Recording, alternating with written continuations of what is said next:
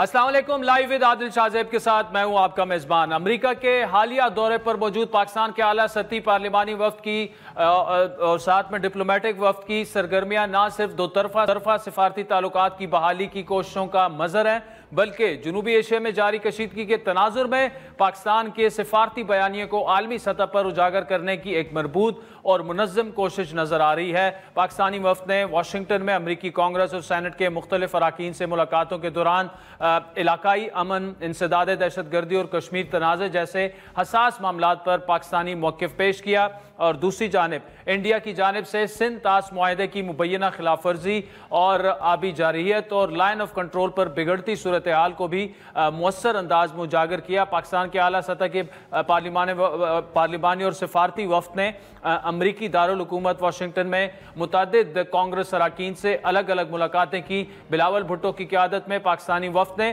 Washington میں معروف امریکی think tank CIIS Americans for tax reforms, American Pakistani community سمیت متعدد ملاقاتیں کی۔ اپنے دورے کے دوران بلاول بھٹو نے کئی امریکی ٹی وی چینلز کو انٹرویوز دیے۔ بلاول بھٹو کا کہنا تھا کہ پاکستان سمجھتا ہے کہ خطے میں پائیدار امن جو ہے وہ صرف بات چیت اور سفارتکاری سے ہی ممکن ہے۔ انہوں نے دہشت گردی کو جڑ سے اکھاڑنے کے لیے پاکستان اور انڈیا کے درمیان مشترکہ فورم قائم رکھنے کا مطالبہ بھی کیا۔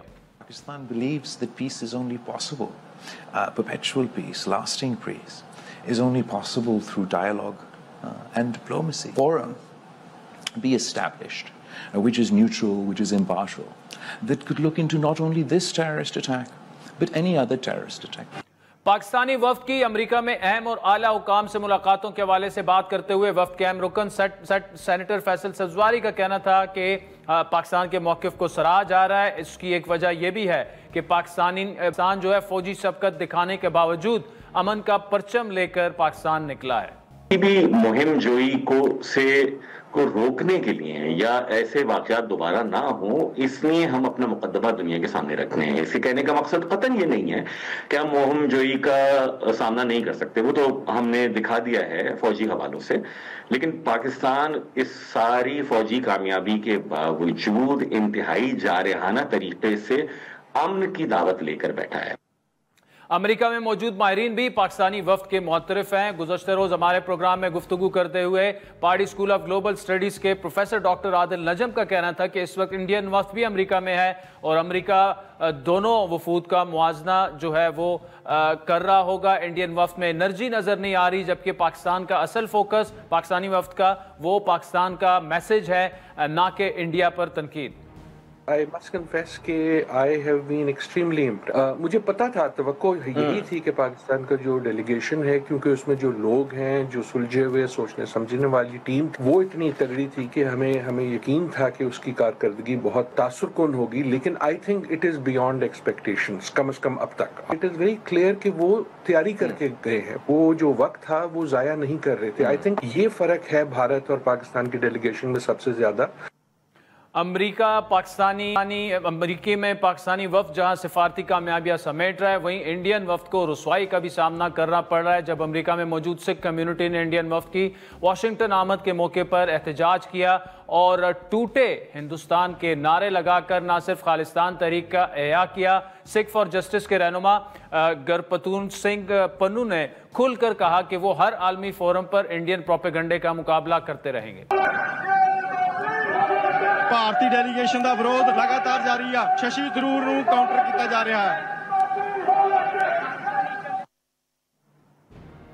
دوسری طرف پاکستان کی عسکری اور سیاسی قیادت بھی واضح پیغامات دے رہی ہے۔ وزیر دفاع خواجہ آصف نے دعویٰ کیا ہے کہ شملہ معاہدہ عملاً ختم ہو چکا ہے اور پاکستان 1948 کی سیز فائر لائن کی پوزیشن پر واپس جا چکا ہے۔ ان کے مطابق اب لائن آف کنٹرول کی قانونی حیثیت تبدیل ہو چکی ہے اور شملہ معاہدے جیسے معاہدے جو ہیں ان کی افادیت انڈیا کے اقدامات سے ختم ہو چکی ہے۔ شملہ معاہدہ تو دو اس میں تو کوئی ورلڈ بینک یا کوئی کسی کی انٹرفیئرنس یا کوئی پیٹرنیج نہیں تھی، تو پھر یہ کنٹرول لائن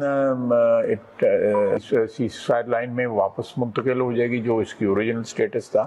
معاہدہ جو ہے وہ ایز اے ہول جو ہے میں سمجھتا ہوں کہ وہ اس جنگ کے بعد جو ابھی جو ایپیسوڈ ہوا ہے اس کے بعد جو ہے نا اس کی کوئی وقت یا کوئی قدر و قیمت جو ہے نہیں۔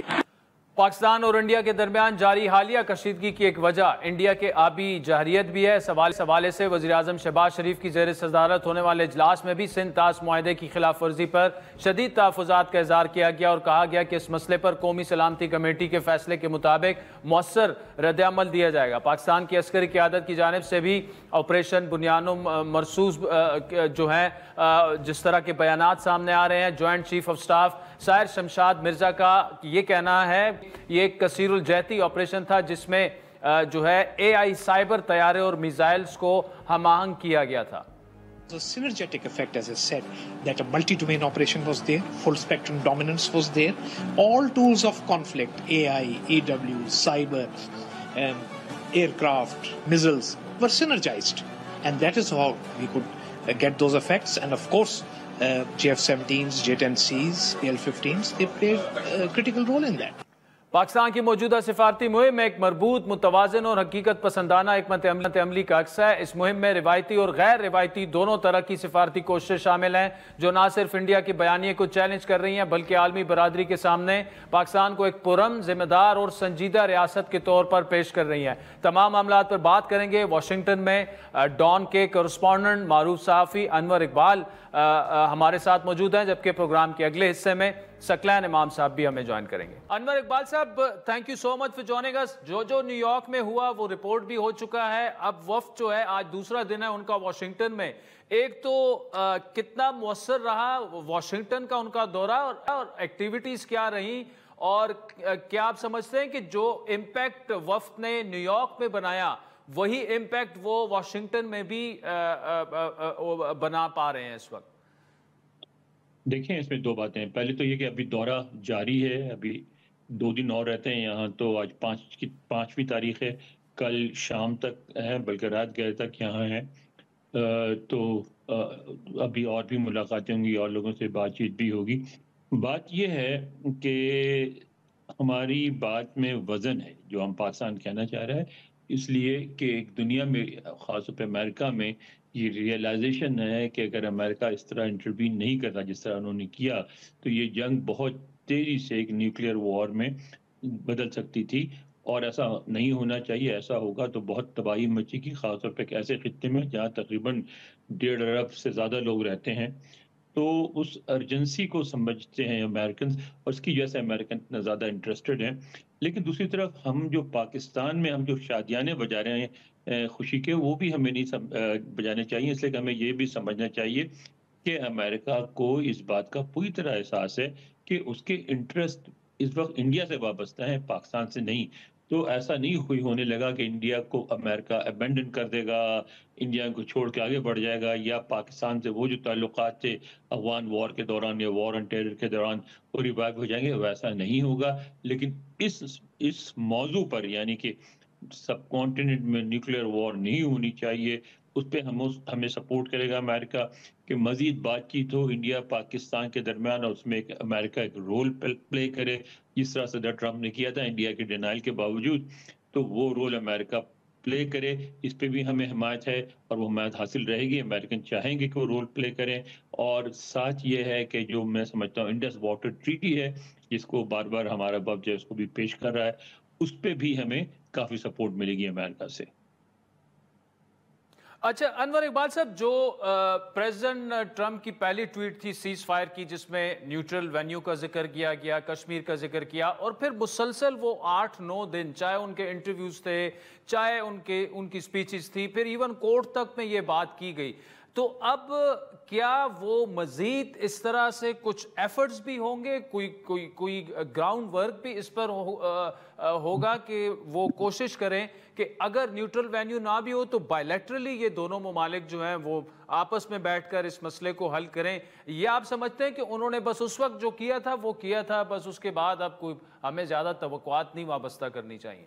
नहीं, ऐसा नहीं है। बिल्कुल वो करेंगे और करना चाह रहे हैं, और मेरा ख्याल है कि वो इंडिया थर्ड पार्टी इन्वॉल्वमेंट तो नहीं मानेगा, लेकिन दोनों को एक कंप्रिहेंसिव डायलॉग की तरफ पुश करके ले जाने की कोशिश करेंगे, और उसमें कामयाब भी हो सकते हैं। इंडिया पाकिस्तान मिलके बैठ के बात करें। जो इंडिया बार बार थ्रेट कर रहा है कि ये पॉज है, सिर्फ ये सीज फायर नहीं है और इंडिया किसी वक्त भी जंग कर सकता है, اس کو بھی یہاں بہت سیریسلی لیا جا رہا ہے اور اس کو بھی روکا جائے گا. میں سمجھتا ہوں تو یہ ایک بہت سیریس ایفرٹ ہے. یعنی اس کی سیریسنس کا صرف امریکہ نہیں، یورپ میں اور مڈل ایسٹ میں بھی لوگوں کو احساس ہے. اور میں سمجھتا ہوں کہ انڈیا کی بیان بازی اپنی جگہ، انڈیا کا جو اپنے مت سے جو ان کے خیالات تھے کہ پاکستان بہت کمزور ہے اور پاکستان کچھ بھی نہیں کر سکتا، وہ بھی ٹوٹ گئے ان کے مت سارے. اور پاکستان نے یہ ثابت کر دیا کہ ریٹیلیٹ کر سکتا ہے. اور اس لیے میں خیال ہے امریکہ سمیت انٹرنیشنل کمیونٹی پاکستان کو سیریسلی لے رہی ہے. لیکن پھر میں یہی کہوں گا کہ ایسا نہیں ہوگا کہ انڈیا کو ابنڈن کر دیا جائے. انڈیا سے امریکہ کے بہت گہرے مفادات ہیں، وہ مفادات اپنی جگہ رہیں گے. اچھا انور اقبال صاحب، مفادات اگر بات کی جائے میوچول ٹریڈ کی، $140 بلین پچھلے سال کو اگر دیکھا جائے میوچول ٹریڈ ہے between America and India. Pakistan کو دیکھا جائے $7-8 بلین بھی بمشکل بنتے ہیں. لیکن اس سب کچھ کے باوجود جس طرح سے سٹانس پریزیڈنٹ ٹرمپ نے لیا، پھر اس کے بعد جو 2 کمپنیز ہیں، ایپل جو کہ چائنیز سے مینوفیکچرنگ شفٹ کر رہی تھی انڈیا، پھر ٹیسلا کے مینوفیکچرنگ کو جو ہے وہ رکوانا، کیوں پھر ڈونلڈ ٹرمپ جو ہے، اور ہمیں پتہ ہے پچھلے 25 سال سے ڈکلیئرڈ اسٹریٹجک پارٹنر ہے امریکہ کی، جو ساؤتھ ایشیا پالیسی ہے وہ انڈو پیسیفک ہے، اس کے باوجود کیا ہو سکتا ہے اس کے پیچھے ڈونلڈ ٹرمپ جو کچھ کر رہے ہیں؟ بہت آبویس یہ بات. یہاں جو گفتگو ہوتی رہتی ہے میڈیا میں اور تھنک ٹینکس میں اور یو ایس آفیشل سرکلز میں، وہ شاید ہمارے یہاں پاکستان میں صحیح طرح سے رپورٹ نہیں ہو رہی ہے. اس لیے شاید ہمارے یہاں اسے سمجھا جا رہا ہے کہ پاکستان کی وجہ سے انہوں نے ایپل کو کہا ہے یا ٹیسلا کو کہا ہے. ایسی بات نہیں ہے. وہ ٹیرف کے اوپر ڈسپیوٹ ہے، ٹریڈ پہ ڈسپیوٹ ہے. امریکہ یہ سمجھتا ہے کہ انڈیا سے ٹریڈ ہے بالکل یک طرفہ ہے، جو کہ ہے بھی، جس سے صرف انڈیا کو فائدہ ہوتا ہے، امریکہ کو نہیں ہوتا ہے. انڈیا کو زیادہ سے زیادہ چیزیں خریدنی چاہیے امریکہ سے، اور جو ٹیرف لگایا ہے اس پہ وہ ایسی ڈیل چاہتے ہیں جو امریکہ کو فیور کرے. تو اس لیے وہ انڈیا پہ پریشر بڑھا رہے ہیں. اس وجہ سے نہیں بڑھا رہے ہیں کہ وہ پاکستان کے معاملے میں انڈیا پہ اس سیکٹر سے پریشر ڈالنا چاہ رہے ہیں. ٹھیک، انور اقبال صاحب واشنگٹن سے موجود تھے. Thank you so much for joining us. ناظرین وقت چاہتا ہے ایک بریک کا، جس کے بعد آپ سے دوبارہ ملاقات ہو. ویلکم بیک ناظرین. امریکہ نے اقوام متحدہ کی سلامتی کونسل میں غزہ میں مستقل جنگ بندی اور امداد کی بلا رکاوٹ فراہمی کی قرارداد ویٹو کر دی ہے. امریکہ کی جانب سے یونائٹڈ نیشن کی سیکیورٹی کونسل میں غزہ میں فوری، غیر مشروط اور مستقل جنگ بندی اور انسانی امداد کی بلا رکاوٹ فراہمی سے متعلق قرارداد کو ویٹو کیے جانے نے نہ صرف عالمی برادری کی شدید مایوسی کو جنم دیا ہے، بلکہ اس اقدام نے اقوام متحدہ کے ادارہ جاتی کردار، بین الاقوامی انسانی قوانین اور اجتماعی ضمیر کے بارے میں گہرے سوالات جو کہ آلریڈی تھے اسے مزید گہرے کر دیے ہیں. سلامتی کونسل کے 15 میں سے 14 اراکین نے قرارداد کے حق میں ووٹ دیا، جبکہ صرف ایک مخالف امریکہ تھا. امریکہ نے اپنے اقدام کو اس دلیل کے ساتھ درست قرار دیا کہ یہ متن اس کے حل کے لیے جاری سفارتی کوششوں کو نقصان پہنچا رہا ہے. I shall put the draft resolution to the vote now. Will those in favor please raise their hand? Those against? The result of the voting is as follows. 14 votes in favor, 1 vote against, 0 abstention. The draft resolution has not been adopted owing to the negative vote of a permanent member of the Council. The United States will never stop working to free all the hostages, including the remains of 4 Americans murdered by Hamas, who have now been held in squalid conditions for 607 days. Will not be left behind. اس قرارداد کے بعد media سے بات کرتے ہوئے فلسطینی سفیر ریاض منصور نے عالمی برادری سے اسرائیل پر دباؤ بڑھانے کا مطالبہ کیا. If you send weapons to Israel, stop sending weapons to kill Palestinian children. If you did not recognize the state of Palestine, recognize the state of Palestine as an investment in the two-state solution and peace. And if you have relationship with settlements and settlers, stop them. Start squeezing those who are killing the Palestinian people. You can do it.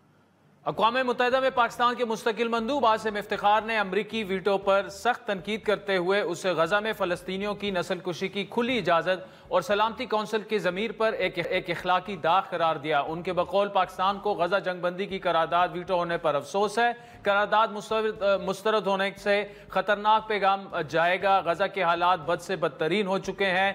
تقریباً 54,000 سے زیادہ فلسطینی شہید ہو چکے ہیں۔ جنگ بندی کی قرارداد مسترد ہونا عالمی انسانی قوانین کی خلاف ورزی ہے۔ پاکستانی مندوب نے مزید کہا کہ سلامتی کونسل کی جانب سے جنگ بندی قرارداد کی ناکامی تاریخ میں یاد رکھی جائے گی۔ فرانس اور برطانیہ کے سفیروں نے ووٹنگ کے نتائج پر افسوس کا اظہار کیا، جبکہ چائنیز سفیر فو کونگ نے براہ راست امریکہ کو اس صورتحال کا ذمہ دار ٹھہراتے ہوئے اسے سیاسی مفادات سے دستبردار ہو کر منصفانہ اور غیر ذمہ دارانہ جو ہے ایک قرار دیا۔ الجزائر کے سفیر عمار بن جامع نے اس موقع پر کہا کہ خاموشی نہ مردوں کا دفاع کرتی ہے، نہ مرتے ہواؤں کا جو ہے وہ ہاتھ تھامتی ہے، اور نہ ہی ظلم کے نتائج جو ہے اس کا سامنا کرتی ہے۔ امریکی صدر ڈونلڈ ٹرمپ کی وائٹ ہاؤس میں بطور صدر واپسی کے بعد یہ پہلا ویٹو ہے جو واشنگٹن نے اقوام متحدہ کی سلامتی کونسل میں استعمال کیا۔ یہ سلامتی کونسل جس میں 15 رکن ممالک شامل ہیں، ان کی جانب سے غزہ کی جنگ بندی پر پہلا ووٹ تھا جو نومبر کے بعد ہوا۔ اس سے قبل سابق صدر جو بائیڈن کے دور میں امریکہ نے ایسی ہی ایک قرارداد کو روکا تھا جو جنگ بندی کا مطالبہ کرتی رہی۔ یہ جنگ تقریباً 20 ماہ سے جاری ہے۔ اسے جنگ بھی نہیں کہا جا سکتا، یک طرفہ جینوسائیڈ غزہ کے شہریوں کا اسے کہا جا سکتا ہے۔ سلامتی کونسل کی جانب سے غزہ کے بارے میں آخری قرارداد جون 2024 میں منظور ہوئی تھی، جس میں ایک امریکی منصوبے کی حمایت کی گئی تھی جو مرحلہ وار جنگ بندی اور اسرائیلی قیدیوں کی رہائی پر مشتمل تھی، لیکن جنگ بندی جنوری 2025 تک مؤثر نہ رہ سکی۔ قرارداد میں فوری غیر مشروط اور مستقل جنگ بندی اور قیدیوں کی غیر مشروط رہائی کا مطالبہ کیا گیا تھا۔ ساتھ ہی غزہ میں تباہ کن انسانی صورتحال پر روشنی ڈالی گئی اور غزہ میں انسانی امداد کی بلا رکاوٹ فوری اور غیر مشروط رسائی پر زور دیا گیا تاکہ اقوام متحدہ سمیت دیگر فریقین کی جانب سے امداد محفوظ اور مؤثر طریقے سے پہنچائی جا سکے۔ ووٹنگ سے پہلے امریکی مندوب نے کہا کہ یہ قرارداد ایسی جنگ بندی کی کوششوں کو نقصان پہنچائے گی جو زمینی حقائق کی عکاسی کرتی ہو اور حماس کی حوصلہ افزائی کرتی ہو۔ نیز یہ کہ قرارداد جو ہے وہ اسرائیل اور حماس کے درمیان ایک جھوٹی مساوات کام کرتی ہے۔ انہوں نے مزید کہا کہ یہ متن نہ صرف اس وجہ سے ناقابل قبول ہے کہ اس میں کیا درج ہے، بلکہ اس وجہ سے بھی کہ اس میں کیا شامل نہیں کیا گیا۔ انہوں نے اسرائیل کے اپنے دفاع کے حق پر زور دیا۔ ووٹنگ سے ایک دن پہلے اقوام متحدہ میں فلسطینی سفیر ریاض منصور نے منگل کے روز کہا تھا کہ آپ سلامتی کونسل میں غصہ دیکھ رہے ہیں اور پھر بھی بے بسی کو قبول کرتے ہیں، آپ کو حرکت میں آنا ہوگا۔ انہوں نے اقوام متحدہ کے انسانی امور کے رابطہ کار ٹام فلیچر سے کے اس خطاب کا حوالہ دیا جس میں انہوں نے غزہ میں نسل کشی کو روکنے کا مطالبہ کیا تھا۔ ان کے بقول اگر ویٹو استعمال کیا گیا تو دباؤ ان پر ہوگا جو سلامتی کونسل کو اس کی ذمہ داری ادا کرنے سے روکتے ہیں، اور مزید کہا کہ تاریخ جو ہے وہ ہم سب کا احتساب کرے گی کہ ہم نے فلسطینی قوم کے خلاف اس جرم کو روکنے کے لیے کیا کیا۔ آپ کو یاد دلاتے چلیں کہ 2 ماہ سے زیادہ جاری شدید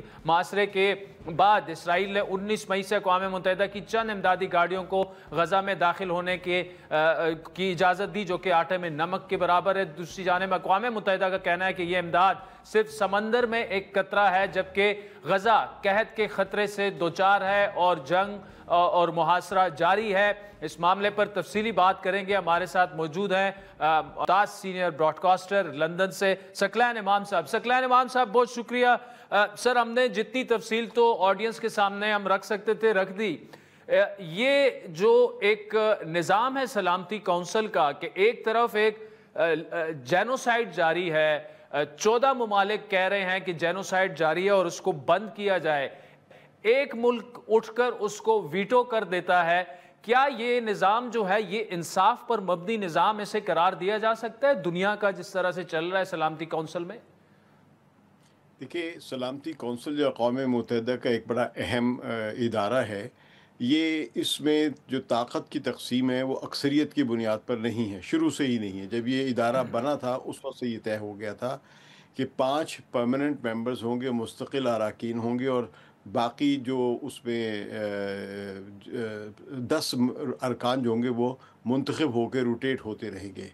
تو اس وجہ سے اس سے ہمیں گلا شکوہ نہیں کرنا چاہیے کہ سلامتی کونسل انصاف کے مطابق فیصلے کر رہا ہے نہیں کر رہا.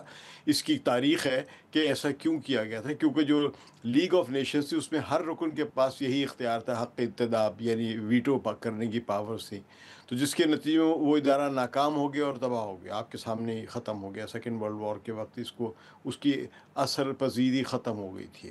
تو بعد میں جب اقوام متحدہ بنایا گیا تو اس میں یہ رکھا گیا تھا کہ آپ ویٹو پاور جو ہوگی وہ صرف بڑی طاقتوں کے پاس ہوگی، تاکہ ان کے جو مفادات ہیں یا جس طرح وہ دنیا کو دیکھتے ہیں یا جو ان کی طاقت اور حاکمیت دنیا پر ہے وہ برقرار رہے اور اس کے مطابق بڑے فیصلے ہوں. لیکن ساتھ ساتھ ایک جنرل اسمبلی بھی ہے، یہ جو سیکیورٹی کونسل سے الگ ایک ادارہ ہے، وہاں پہ اکثریتی ووٹ کے مطابق فیصلے کیے جاتے ہیں. تو وہاں تو یہ قرارداد منظور ہو جائے گی.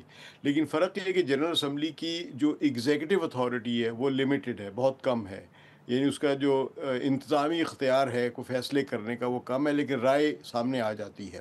تو ایک لحاظ سے 14-1 کے ووٹ سے دنیا بھر کو پتہ چل گیا ہے کہ کتنے ممالک ہیں یا دنیا کس طرح تقسیم ہے، کہ جو لوگ غزہ میں امن چاہتے ہیں اور غزہ میں قحط کو روکنا چاہتے ہیں، اور کون لوگ ہیں یا کون سی طاقتیں ہیں جو غزہ میں امن نہیں چاہتی اور قحط کو روکنا نہیں چاہتی ہیں، چاہے دلائل کچھ بھی دیا جائیں. جو امریکی سفیر نے بڑی دلیل دی ہے وہ یہ کہ آپ نے حماس کو کنڈیم نہیں کیا اور اسرائیل کے رائٹ ٹو ڈیفینڈ یعنی سیلف ڈیفینس کو آپ نے نہیں لکھا اس قرارداد میں. تو اس قرارداد کو پہلے ہی بہت زیادہ نیوٹرلائز کر دیا گیا تھا، اور اس قرارداد میں تقریباً اسرائیل کے یا امریکہ کے جتنے بھی اعتراضات تھے وہ دور کر دیے گئے تھے. یعنی حقیقت میں اگر دیکھا جائے تو اس میں اسرائیل کو نہ مجرم کہا گیا ہے، نہ اسرائیل کے جرائم کو انسانیت کے خلاف جرائم کہا گیا ہے، کسی بھی قسم کی ایسی منفی بات ہی نہیں کی گئی.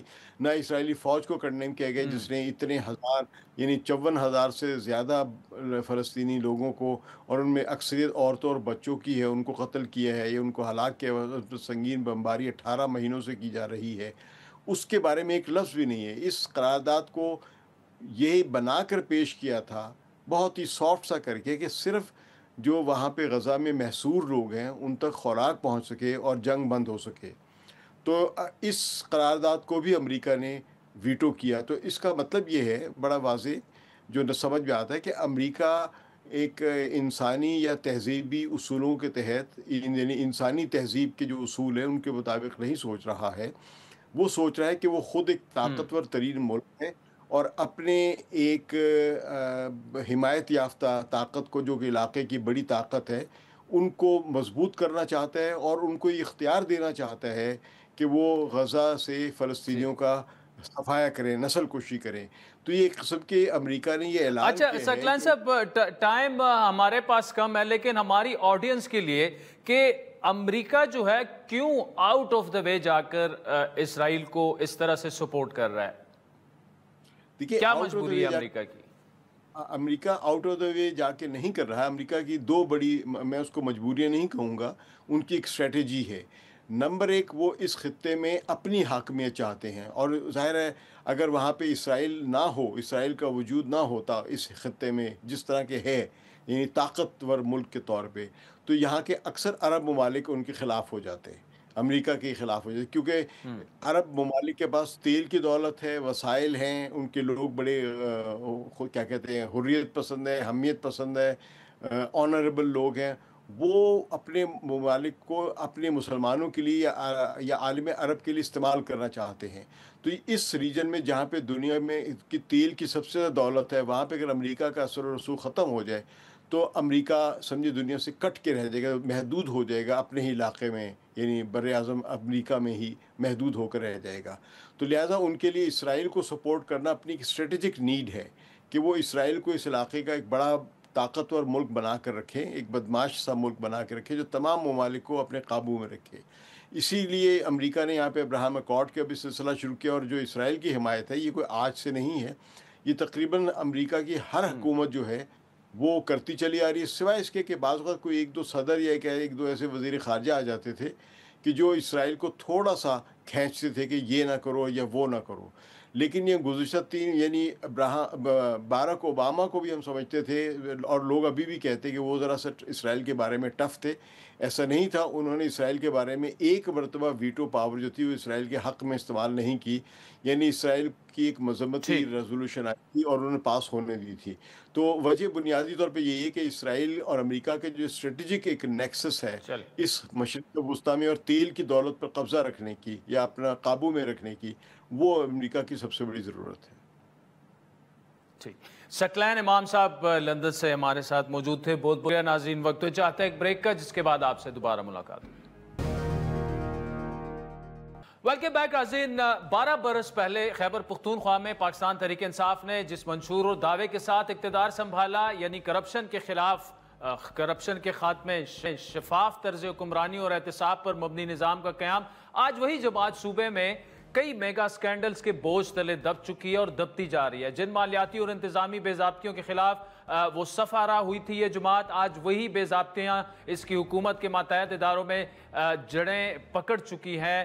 ضلع اپر کوہستان سے اٹھنے والے حالیہ کرپشن سکینڈل نے نہ صرف کے پی کی انتظامی ساخت بلکہ پی ٹی آئی کے سیاسی اور اخلاقی بیانیے کو بھی شدید جھٹکا دیا. خیبر پختونخوا کے گورنر فیصل کریم کنڈی سے رواں ہفتے کے اوائل میں پروگرام میں گفتگو کرتے ہوئے انہوں نے خیبر پختونخوا کے کئی بڑے سکینڈلز کا کن الفاظ میں تذکرہ کیا، ذرا سنیے. آج 25 ارب جو ہے روپے کوہستان کے ایک ضلع سے لوٹا گیا ہے. آپ نے جو ہے سولر پینل میں کرپشن کی ہے، آپ نے گندم بیچی ہے، آپ نے ہسپتالوں کی مشینیں بیچ دی ہیں، آپ نے مسجدیں نہیں چھوڑی، مسجدوں کے سولر پینل میں آپ نے کرپشن کر لی ہے. آپ کے اپنے وزیر کہہ رہے ہیں کہ ہم نے فلاں وزیر نے گندم چوری کی ہے. ایک وزیر، اب کل ہی ایک وزیر کھڑا ہوا، سابق وزیر، اس نے کہا ہمارا وزیر اعلیٰ کرپٹ ہے. علی بابا 40 چور کی حکومت ہے، تو اس میں مدینہ کی ریاست میں چوروں کو اور ڈاکوں کو کیا سزا دی جاتی تھی؟ اپنے اسپیکر کہہ رہے ہیں 50 ارب روپے کی کرپشن نہیں ہے، یہ 500 سے 700 ارب کی کرپشن ہے.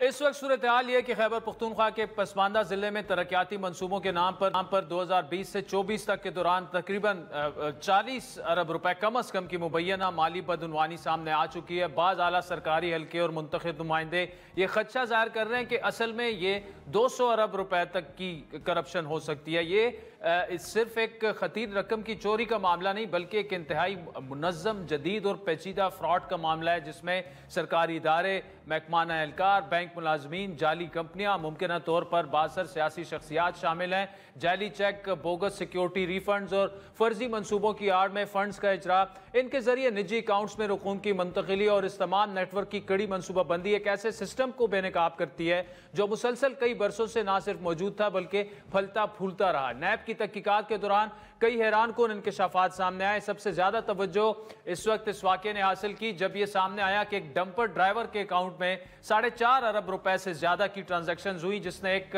فرضی کنسٹرکشن کمپنی قائم کر رکھی تھی. اس کے علاوہ درجنوں دیگر بینک اکاؤنٹس منجمد کیے گئے جن میں سے کئی مشتبہ کانٹریکٹرز اور سرکاری ملازمین کے ہیں. صورتحال کو مزید مشتبہ اس وقت بنا دیا گیا جب اس اسکینڈل کی انکوائری کے دوران پختونخوا کے اکاؤنٹنٹ جنرل نصیر الدین سرور کو اچانک تبادلے کا سامنا کرنا پڑا. پبلک اکاؤنٹس کمیٹی کے چیئرمین اور اسپیکر جو کے پی اسمبلی ہے بابر سلیم سواتی نے اس پر شدید تحفظات کا اظہار کیا اور اسے شفاف تحقیقات کی راہ میں رکاوٹ قرار دیا. ان کے بقول اس سطح کی کرپشن بغیر سرکاری افسران کی شراکت یا خاموش حمایت کے ممکن نہیں، اور جب اصل تحقیقات کی گھڑی آئی تو متعلقہ افسر کا تبادلہ واضح پیغام ہے کہ نظام خود اپنے تحفظ میں، کرپٹ نظام جو ہے اپنے تحفظ میں سرگرم ہو چکا ہے. سیاسی رد عمل کے میدان میں بھی کے پی حکومت کو طنز و تیز تنقید کا سامنا آیا. اپوزیشن لیڈر عباد اللہ نے وزیر اعلیٰ علی امین گنڈاپور کو اسکینڈل کا مرکزی کردار قرار دیا، جس کے جواب میں وزیر اعلیٰ نے انہیں حد تک عزت کا 1 ارب روپے کا نوٹس بھیجا. مزید حیران کن امر یہ ہے کہ اس اسکینڈل کی تحقیقات کے لیے جو کمیٹی بنائی گئی اس کی سربراہی خود وزیر اعلیٰ کو سونپی گئی، جس پر براہ راست الزامات لگائے جا رہے ہیں. یہ ایسا عمل ہے جیسے کسی قتل کے مظلم کو ہی تفتیشی افسر مقرر کر دیا جائے. یہ سب کچھ ایسے وقت میں ہو رہا ہے جب پیپلز پارٹی، خاص طور پر بلاول بھٹو زرداری، صوبہ بچاؤ تحریک کے تحت خیبر پختونخوا میں کرپشن کے خلاف تحریک چلا رہے ہیں. جے یو آئی الگ سے تحریک کا اعلان کر رہی ہے، لیکن سب سے زیادہ دلچسپ رد عمل خود پی ٹی آئی کے اندر سے آیا، جہاں اسپیکر بابر سلیم نے اسکینڈل کو 200 ارب روپے تک کا قرار دیا اور پبلک اکاؤنٹس کا اجلاس عوام کے سامنے براہ راست نشر کرنے کی تجویز دی. مالیاتی اسکینڈل سامنے آیا، accountant general office, finance department اور سی این ڈبلیو ڈپارٹمنٹ، ان 3 ڈپارٹمنٹس کے ملاپ سے एक जिले में 36 अरब, ये एक जिले की बात हो रही है, अभी बाकी जिलों का नंबर आने वाला है। ये जब इन्वेस्टिगेट होगा तो आगे पता चलेगा कि कहानी कहां तक फैली हुई है। ये तकरीबन 200 अरब रुपए से जायद की बात है। इस स्कैंडल के साए में खैबर पुख्तूनख्वा में एक और माली बदउनवानी भी उभर कर सामने आई है, जो कि अद्वियात की खरीदारी से मुतालिक है। निगरान दौरे हुकूमत में किए गए सौदों में अरबों रुपए के घपले सामने आए हैं, जिसके नतीजे में महकमे सेहत के 10 मुलाजिमीन को बरतरफ किया गया और 8 से माली वसूली के नोटिस जारी किए गए। इस स्कैंडल में नाकिस अद्वियात की खरीदारी, कंपनियों को गैर कानूनी अदायगियाँ और निगरानी के जो निज़ाम है उसको नज़रअंदाज करने जैसे अनासर नुमाया हैं। ये तमाम हालात इस बड़े सवाल की तरफ इशारा करते हैं कि क्या PTI का असल नारा एहतिसाब, शफाफियत और तब्दीली महज एक सियासी नारा था या वाकई कोई अमली एजेंडा है। जब बानी PTI हमेशा ये उसूल अपनाते रहे कि किसी भी ओहदेदार पर करप्शन का इल्ज़ाम हो तो उसे मुस्ताफ़ी हो जाना चाहिए, तो आज उनकी अपनी जमात और हुकूमत पर यह उसूल क्यों लागू नहीं हो रहा? ना सिर्फ ये कि किसी भी आला जिम्मेदार ने इस्तीफ़ा नहीं दिया, बल्कि इल्ज़ामात का जवाब कानूनी नोटिस और सियासी पॉइंट स्कोरिंग के जरिए दिया जा रहा है। ये मामला सिर्फ करप्शन का नहीं बल्कि एक ऐसे सिस्टम के जवाल की कहानी है जो अपने नजरियाती दावों की नफी करते हुए इन्हीं खराबियों का शिकार हो चुका है, जिसके खात्मे का वादा किया गया था। पुख्तूनख्वा का मौजूदा मंजरनामा एक गहरे निज़ामी बहरान की गमाजी करता है, जिसमें ना सिर्फ माली वसाइल का ज़िया हो रहा है बल्कि अवाम का एतमाद भी तेज़ी से ख़त्म होता जा रहा है। तमाम मामलात पर बात करेंगे। पुख्तूनख्वा के 2 सीनियर और मुमताज़ सहाफ़ी जनाब अरशद अजीज़ मलिक और महमूद जान बाबर साहब ने ज्वाइन किया है। अरशद अजीज़ साहब, एक तो आपकी ये जो स्टोरी थी, इससे हटकर अगर देखा जाए तो एक बड़ा इम्प्रेशन, बड़ा एक वाज़े होता जा रहा है। हम भी जब जाते हैं तो लोग यही कहते हैं कि यार हर तरफ करप्शन है, इवन ट्रांसफ़र पोस्टिंग। कल एक पेशावर के एक और सहाफ़ी इरफान ने जो पोस्ट की कि जो असम्बली में नौकरियां हैं वो बराए सेल हैं। ये वाकई ग्राउंड पर ये सूरत हाल है और अरबों की करप्शन जो है वो हो रही है। कोई कह रहा है सोलर पैनल्स में भी एक और स्कैंडल आ रहा है, मसाजिद के सोलर पैनल्स जो थे उसमें भी करप्शन हुई है। जी मलिक साहब। बहुत शुक्रिया आदिल साहब। जिस तरह कि आपने बताया कि पूरा पाकिस्तान देख रहा है, बल्कि पूरी दुनिया देख रही है कि पे दर पे जो स्कैंडल्स आ रहे हैं, ये 40 अरब का स्कैंडल जब मैंने किया तो उस वक्त भी मुझे महसूस हुआ कि शायद ये गलत मैं कर रहा हूँ, शायद ये फिगर गलत हैं, और मैं ख़ुद परेशान था कि इतनी बड़ी रकम कैसे निकल सकती है। लेकिन फिर जब मैं डॉक्यूमेंट्स देखे, फिर जब लोगों के बारे में मालूमात की, तो पता ये चला कि वाकई ये बहुत बड़ा स्कैंडल है। और ये सिर्फ एक कोहिस्तान नहीं है, अगर इसको चेक किया जाए तो डिस्ट्रिक्ट जो दीगर डिस्ट्रिक्ट हैं उनके अंदर भी है। और बदकिस्मती ये है कि पिछले 12 साल से तहरीक इंसाफ की हुकूमत है, तो हम किसको मोर्द इल्ज़ाम ठहराएंगे? यकीनन हम यही कहेंगे कि तहरीक इंसाफ की हुकूमतें रही हैं। तो उसके अंदर जैसे आपने कहा कि सिस्टम मुकम्मल तौर पर ख़त्म हो चुका है। अगर ये आज सूरत हाल ऐसी है कि जिस तरह आपने बात की कि अब ये मेडिसिन का आप देख लें कि मेडिसिन आई नहीं है, उसके पैसे दे दिए गए हैं। यानी अभी जो ये शोकाज जारी हुए और 10 लोगों को इन्होंने नौकरी से बरतरफ किया, एडवांस पेमेंट हो गई और जो 1 अरब 40 करोड़ की मेडिसिन ही नहीं आई, और जो 1 अरब 50 करोड़ की मेडिसिन आई वो अपनी जगहों पे पहुंची नहीं। तो ये मुकम्मल करप्शन है, मुकम्मल सूरत हाल ऐसी अजीब सी बन रही है। और जब उन अफसरों से पूछते हैं तो वो कहते हैं कि जनाब कंपनीज ने सप्लाई नहीं की। तो अगर ये क्या सिस्टम है हुकूमत का जिसमें जो है कंपनियां जो है सप्लाई नहीं करती?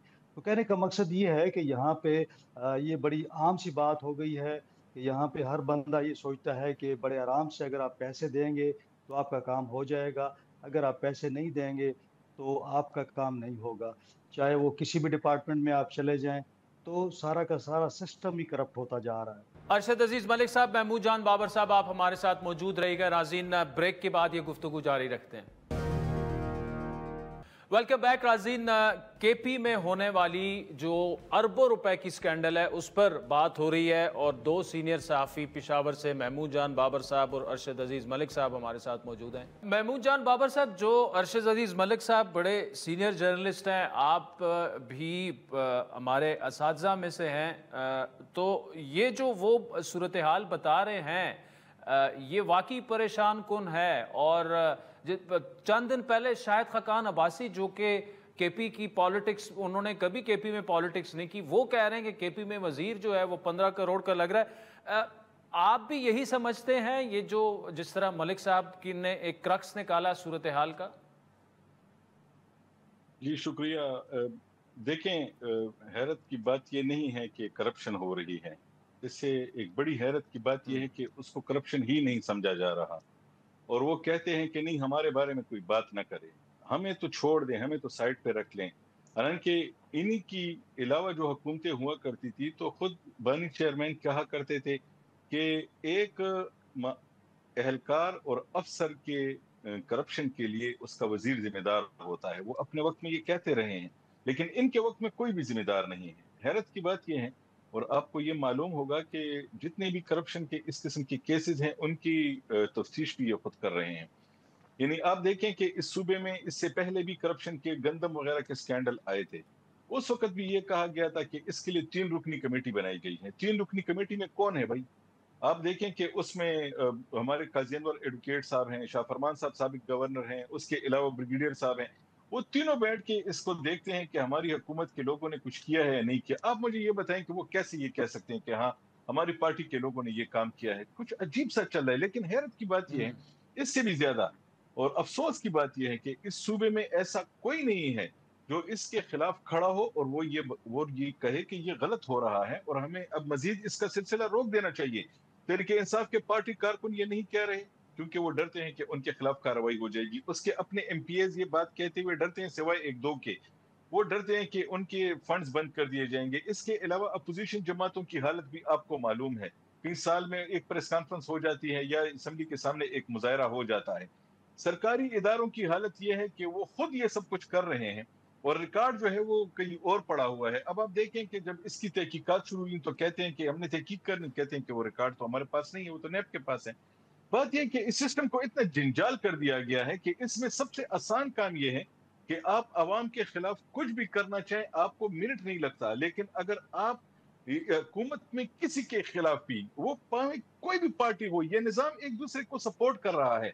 पीटीआई के लोगों को आप कुछ नहीं कह सकते, मुस्लिम लीग के लोगों को आप कुछ नहीं कह सकते, पीपल्स पार्टी के लोगों को आप नहीं जकड़ सकते। ये एक दूसरे के साथ इस तरह जकड़े हुए हैं, सिले हुए हैं, एक दूसरे को बचा रहे हैं। इस पूरे निजाम में आप देखें तो आपको पता चलेगा कि अभी मैंने एक बंदे की पोस्ट देखी तो वो कह रहा था कि जब हम टैक्स लगाने जा रहे थे, शिबुर जैदी साहब ने कहा, तो वहां से 40 MNA आ जाते थे कि नहीं ये हमारा ग्रुप है, आप ये टैक्स नहीं लगाएंगे वरना हम हुकूमत को नहीं छोड़ेंगे कि वो काम करे। इस निजाम में करप्ट लोग सारे इकट्ठे हैं, लेकिन इस निजाम में अगर कहीं कोई जान नहीं है तो उन लोगों में नहीं है जिनके पैसे को इस वक्त खाया जा रहा है। तो मेरा ख्याल है कि इन लोगों ने एक दूसरे के साथ अंदर, आपको मालूम है ना कि इस पार्टी की जो हुकूमत है यहाँ पे तहरीके इंसाफ की, उसमें क्या मुस्लिम लीग के लोगों को ठेके नहीं मिल रहे, उसमें क्या पीपल्स पार्टी के लोगों के कारोबार नहीं चल रहे, एक दूसरे के कारोबार को सपोर्ट नहीं कर रहे, सब कुछ कर रहे हैं। लेकिन वहां पे आके ये रुक जाते हैं जहां पे कोई एक बंदा पकड़ा जाता है, कहते हैं कि नहीं अगर ये पकड़ा गया तो साथ में तो हम भी पकड़े जाएंगे। ये एक दूसरे को बचा रहे हैं। मेरा ख्याल है ये बहुत खतरनाक बात है। अवाम में जान नहीं है, अपोजिशन पार्टी इनके साथ मिली हुई है ज्यादातर, और सरकारी अफसर तो कोई ऐसा है नहीं जो कि किसी से पूछ सके, क्योंकि वो खुद इसके मजे ले रहे हैं। अभी मैं आपको बता रहा हूँ, ईद के दिन है, अभी आए मेरे ऑफिस के नीचे, आप मैं जहाँ पे मौजूद हूँ पेशावर की यूनिवर्सिटी रोड पे, तमाम सरकारी नंबर प्लेटों वाली गाड़ियां, उसमें बच्चे फिर रहे हैं, सरकारी पेट्रोल इस्तेमाल हो रहा है, गाड़ियां इस्तेमाल हो रही हैं, गाड़ियां टकरा रही हैं, एक्सीडेंट्स हो रहे हैं। कोई किसी से पूछने वाला नहीं कि यार ये अवामी अमलाक का इतना ज्यादा बेदरेग इस्तेमाल क्यों हो रहा है। 40 अरब रुपए क्यों हो रहा है? अच्छा, मैं अरशद अजीज मलिक साहब मुझे बताइएगा, ये जो सिचुएशन आपने और महमूद जान बाबर साहब ने, और जिस तरह मैंने कहा कि गुज़श्ता 4 दहाइयों से ज़्यादा आप पेशावर और केपी की पॉलिटिक्स को कवर कर रहे हैं, आप दोनों हजरात, ये इस सब कुछ के बावजूद भी क्या अवाम ये नहीं देख रही कि जो सूबे की हमारी हालत हो गई है, जो सूबा जो है उसने सिर्फ एक ही काम किया है, मरकज़ पर चढ़ाई। मतलब आप सेहत का निज़ाम देख लें, तालीम का निज़ाम देख लें, अमन व अमान की सिचुएशन देख लें, क्या आइंदा भी वो वोट देंगे पीटीआई को? इसके बाद भी अवाम को समझ है कि उनके साथ क्या हो रहा है? जैसे महमूद जान ने भी बात की, यहाँ पे अब अली अमीन साहब कहते हैं कि मैंने 400 अरब रुपया जो है वो पिछले साल से ज़्यादा जमा किया है। तो जब हम ये बात उनसे करते हैं तो वो कहते हैं कि देखें पिछले उस हुकूमत में करप्शन हो रही थी। तो हमने कहा कि 400 अरब अगर आपने पैदा किया है तो पिछली हुकूमत भी तो आपकी थी ना। तो अब देखें, मौजूदा वज़ीर आला ये कहते हैं कि पिछली हुकूमतों में करप्शन थी। अब यहाँ पे जो इनके अपने वजीर थे वो इमरान खान साहब के पास गए, वापस आए तो उन्होंने इल्ज़ाम लगा दिया कि वज़ीर आला जो हमारा डिपार्टमेंट है उसमें करप्शन हो रही है। तो बजाय इमरान खान के उनको खुद ही फारिग कर दिया गया। यानी ऐसी सूरत हाल है कि एक दूसरे को यहाँ तो सपोर्ट करते हैं, अब यहाँ पे आवाम की बात आती है। तो मैं अक्सर ये देखता हूँ कि आवाम, अब यहाँ पे आप देख लें, उस दिन यहाँ पे इम्तिहान हुआ है पीटीसी टीचर्स का, 16,000 वैकेंसियाँ थी और 8,86,000 लोग थे जो इम्तिहान दे रहे थे। तो अब इतने बड़ी बेरोजगारी किस हद तक चली गई है, ना हुकूमत जॉब दे सकती है, ना प्राइवेट सेक्टर के पास कोई मामलात हैं सूबे के अंदर। यहाँ पे दहशतगर्दी इतनी है कि कोई यहाँ पे इन्वेस्ट नहीं करता। ऐसे हालात बनते जा रहे हैं कि लगता ऐसे है कि ये नौजवान जो है सड़कों पे होंगे और ये क्या इनका मुस्तकबिल होगा। जहाँ तक इलेक्शन की बात आती है, इलेक्शन के कुछ उसके अपने लवाजमात होते हैं। जैसे कि पिछले इलेक्शन में हुआ, इमरान खान साहब चूंकि गिरफ्तार हो गए तो उसकी वजह से कोई हमदर्दी का वोट आ जाता है, वरना अगर आप कहेंगे ना मुझे परफॉर्मेंस का वोट, तो इनको कोई वोट नहीं मिलने लगा। अगर ये तो एक परफॉर्मेंस का नहीं मिलने वाला है। महमूद जान बाबर साहब, 30 सेकंड मेरे पास रह गए, यही सवाल आपसे भी। देखिए, एक बात तो आपको मालूम है कि ये जो हमारे इलाके के लोग हैं ना, ये जब एक सो कॉल्ड गैरत के नाम पे जब खड़े हो जाते हैं तो फिर ये नहीं देखते कि ये जो हमारा दोस्त है इसके दामन पे कोई दाग लगा हुआ है या नहीं, वो फिर उसके साथ खड़े रहते हैं। और ये हमने बहुत जगहों पे देखा है कि बस लोग कहते हैं हमारी पार्टी ठीक है। यहाँ के लोगों ने भी वही बस एक उनको सपोर्ट का जो उनका है वो उससे पीछे नहीं हट रहे कि लोग क्या कहेंगे कि ये तो पार्टी से पीछे हट गया है और ये तो उसूल के नाम पे कहीं और चला गया। ऐसा कुछ नहीं होने वाला। मैं नहीं देखता कि आइंदा इलेक्शन में भी पीटीआई को यहाँ पे कुछ तकलीफ होगी। वो जो भी करें वो करते रहें। उनके पास नारा है, वो एक शख्स का नाम लेते हैं, उस शख्स का नाम लेने पे वो 100 कत्ल भी माफ कर देते हैं और ये 100 कत्ल आइंदा भी माफ होंगे, आप देख लीजिएगा। महमूद जान बाबर साहब, अजीज मलिक साहब, thank you so much for joining us. Crux ये है कि आपने सुन लिया दो बड़े मुअज़्ज़िज़ सहाफ़ी हजरात के केपी में इस वक्त ग्राउंड पर क्या सूरत हाल है। करप्शन अरबों रुपए की और उससे करप्शन समझा ही नहीं जा रहा। तो ये और अवाम की जो हालत ज़ाहिर है, तो ये अब अवाम को भी सोचना होगा, उन्हें एहतसाब करना होगा और आइंदा जब भी इलेक्शंस आते हैं तो परफॉर्मेंस की बुनियाद पर अगर वोट दें तो मेरे ख्याल में कि तहरीक इंसाफ शायद चंद सीटें ही वहाँ से जीत पाए। तो आज के प्रोग्राम पर फीडबैक ज़रूर दीजिएगा। Twitter handle @AdilShahzeb। इजाज़त दीजिए।